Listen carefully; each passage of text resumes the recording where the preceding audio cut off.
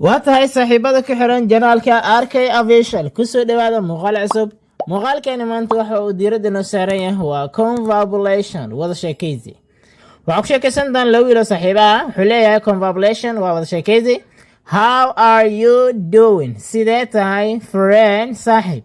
How are you doing? sidee tahay friend saaxiib? sidee tahay? I am pretty good. aad baan u fiicanahay. I am pretty good. aad baan u fiicanahay. I am pretty good. aad baan u fiicanahay anigu.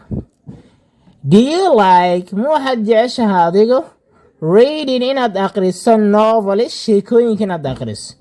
Do you like ma waxaad jeceshahay reading novels sheekooyinka inaad akhriso? miyaad ka heshaa jeceshahay adigu? Yes, ha, I like anigu waxaan jeclahay reading novels sheekooyinka inaan akhriyo ayaan aad u jeclahay buu yidhi. sheekooyinka inaan akhriyo ayaan jeclahay. markaasuu wuxuu leeyahay do you like ma waxaad jeceshahay adigu reading inaad akhriso fiction stories sheekooyinka khiyaaliga ah? fiction stories sheekooyinka khiyaaliga inaad akhrisid miyaad jeceshahay? or ama non fiction stories sheekooyinka aan khiyaaliga ahayn? non fiction stories sheekooyinka aan khiyaaliga ahayn miyaad jeceshahay inaad akhriso mise kuwa khiyaaliga ah?